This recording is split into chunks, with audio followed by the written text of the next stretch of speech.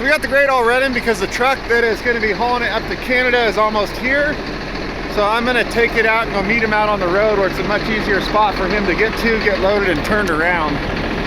We can do all that out there.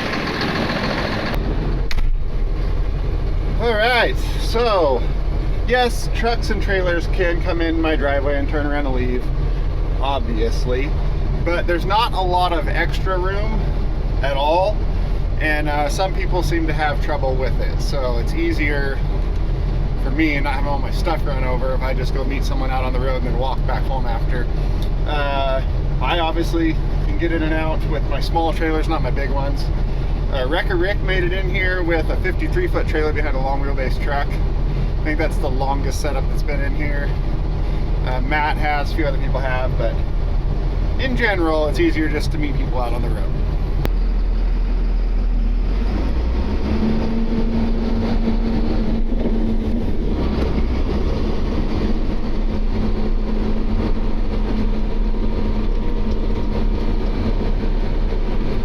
This right here is what gives most people trouble, is you got to zigzag through these trees, and there's not, like, down low there's some room, but the trees go like this up above, and like big sleeper trucks and like van trailers and stuff hit going in and out, and this thing up on top of a trailer would rub them going out. So my stuff no problem, but this little zigzag screws up a lot of people.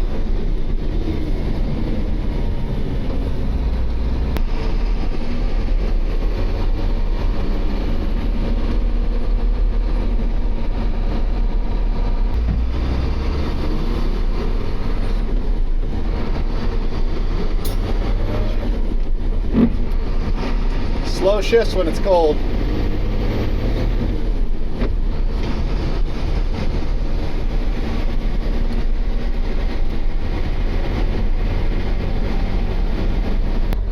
Okay, looks like our truck is here. So I can't even see what type of trailer he's got. Hopefully it's a low bed, not a step deck. We'll see what we're doing.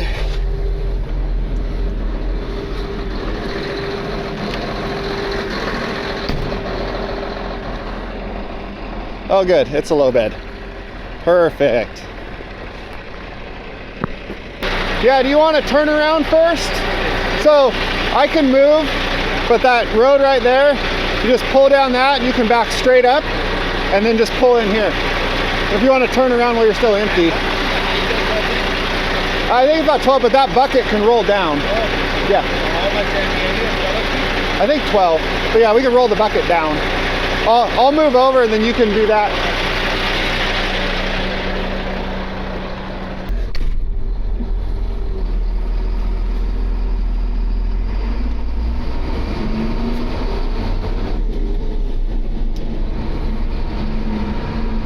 Yeah, I always prefer to do my turning around empty. So if I'm picking something up, I'll pull in, turn around, then load and leave.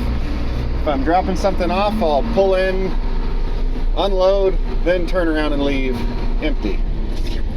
It's just easier on everything.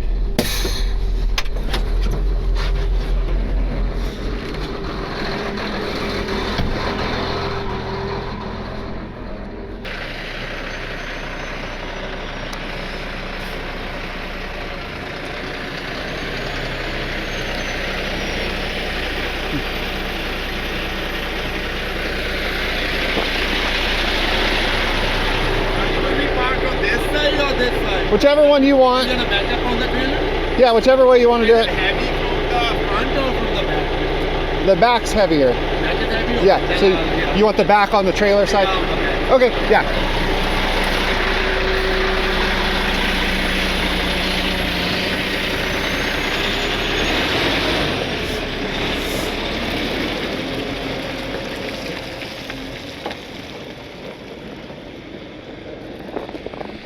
Yeah, it's a perfect setup for hauling this thing.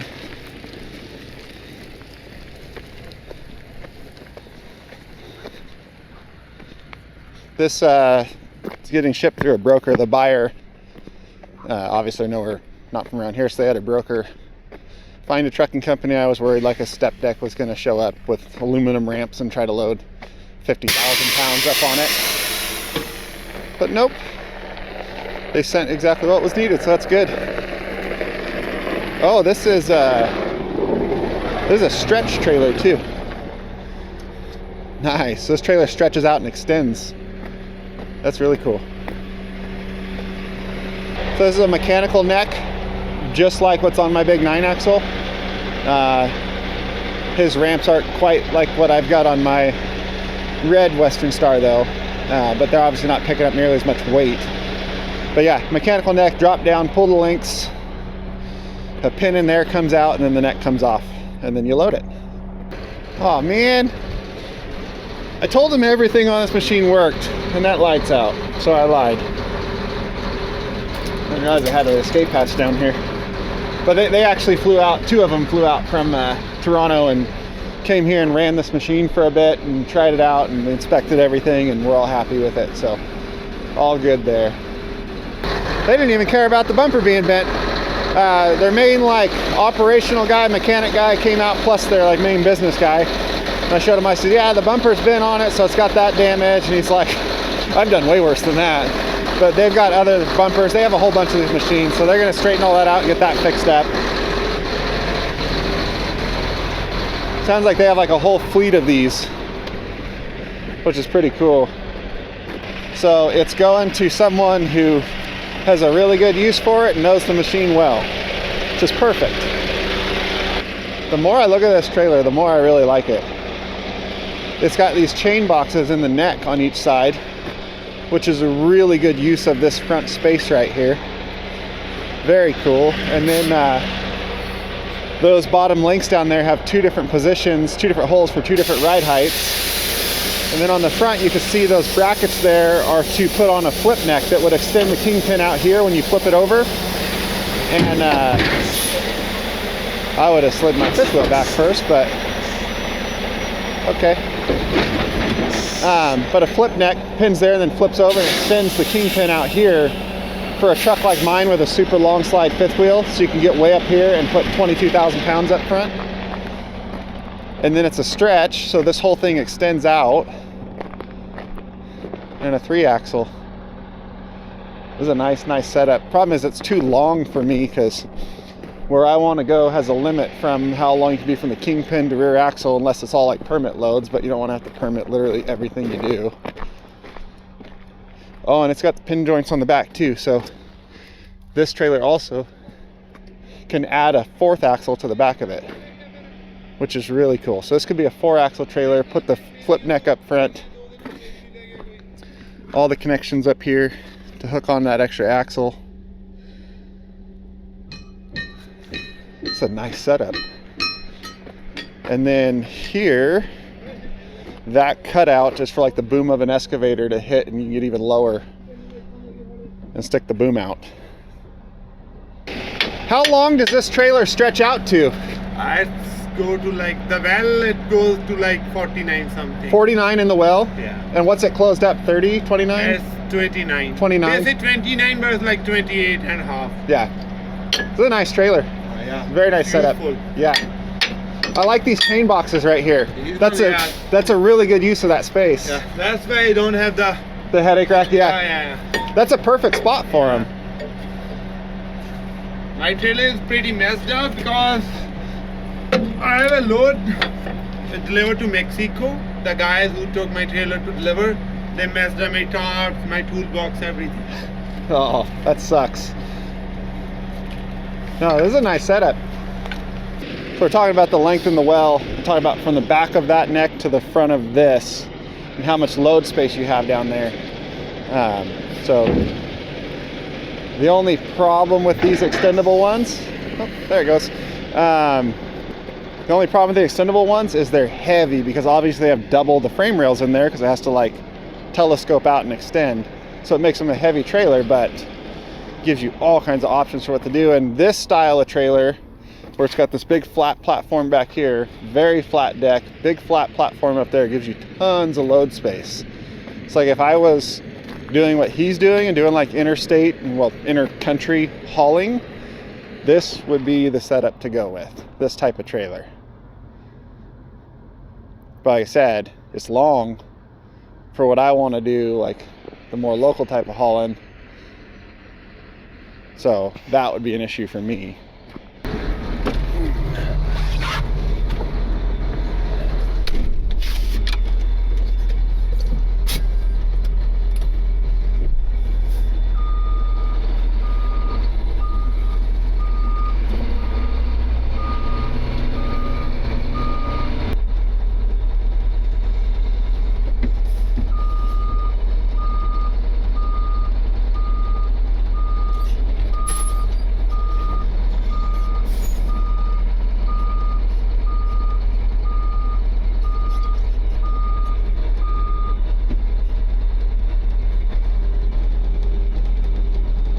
That works? Okay. Yeah, perfect.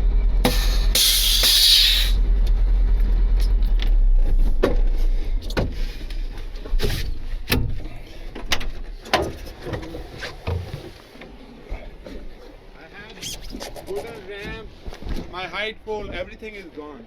All of it. That sucks. Someone borrows your stuff and then it doesn't come back.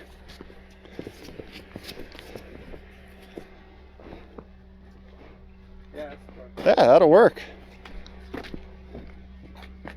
yeah. Nice.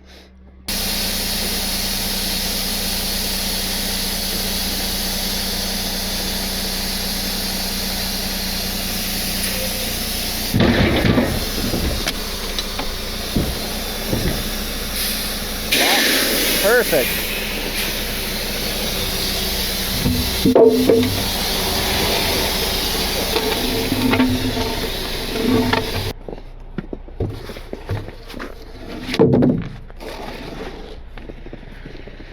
And now he pulls out. That drops down just like mine does. You hook up those links and pick it back up.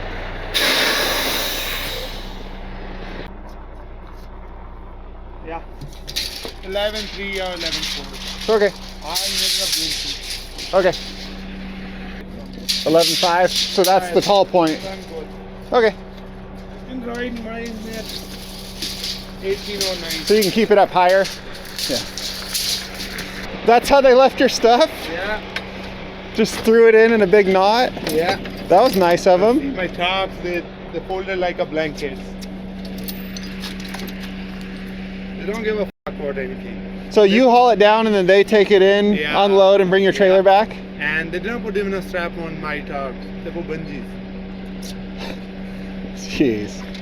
And they don't care because they just take it in, come drop it back off and leave. Do the next one. That sucks. I'd be like, no, I'll unload it here. You bring your own trailer. And they make good money. They have a yard down there nearby the border.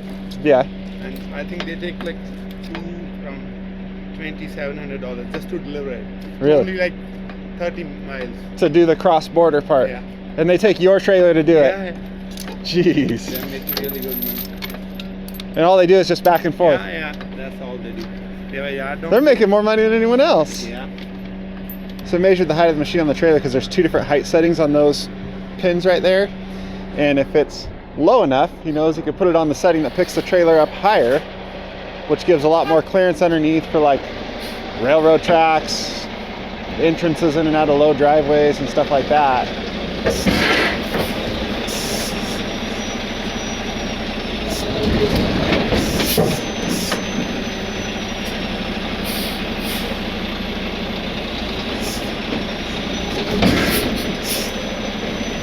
You have to get a run at it. You see the big difference between his ramps and like the ramps on my red Western Star?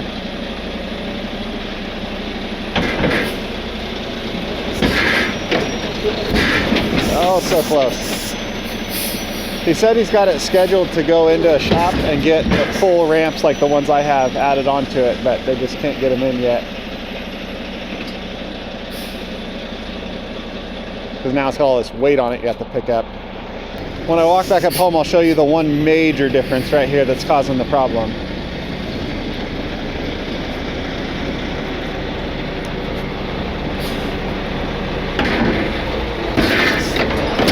Oh, that was so close. Did you see it? Because I saw it.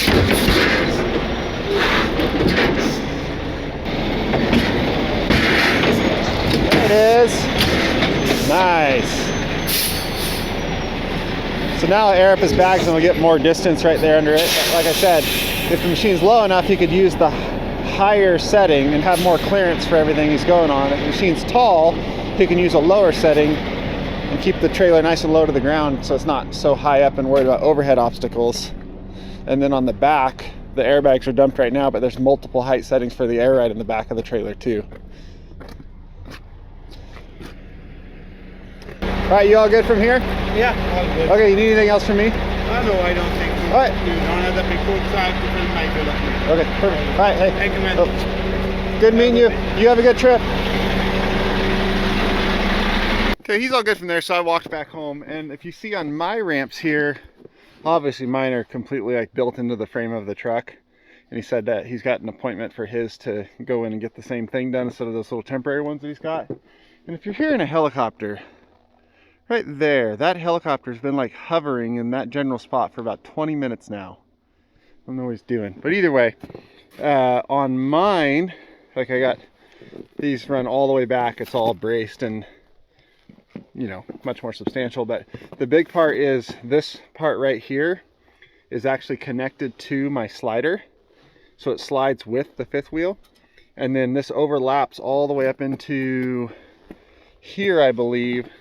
This lower rail runs all the way up into like this area. So when you slide the fifth wheel up, you still have your runway for the rollers all the way over, and this sleeves over them, and then wherever this ends, it hits them and goes up instead of having that gap like his does.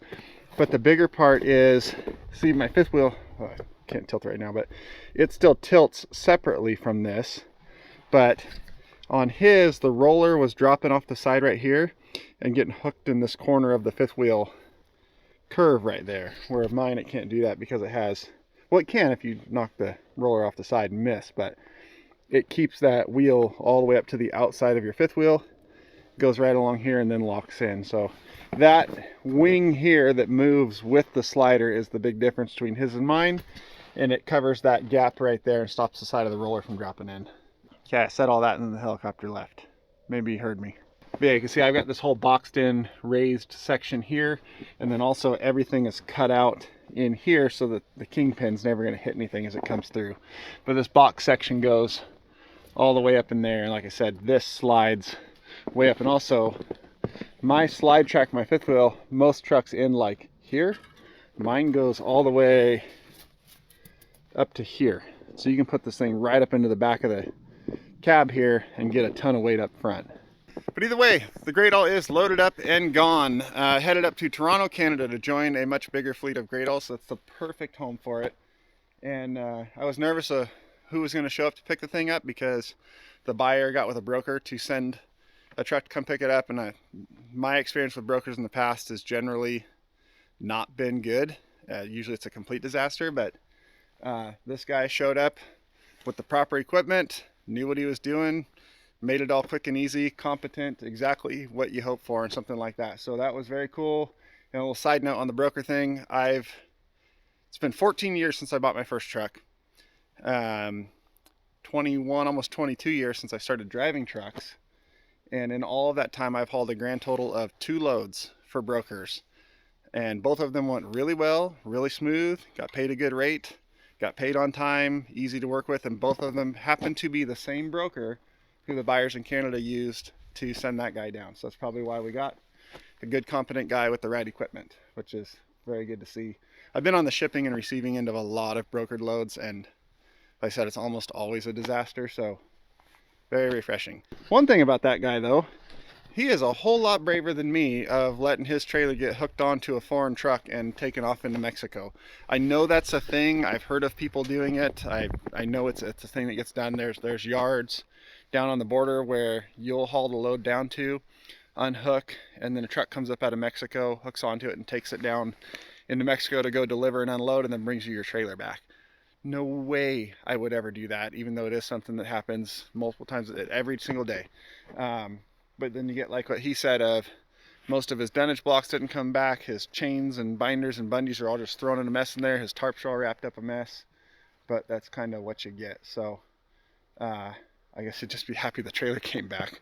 Either way, Great All's gone.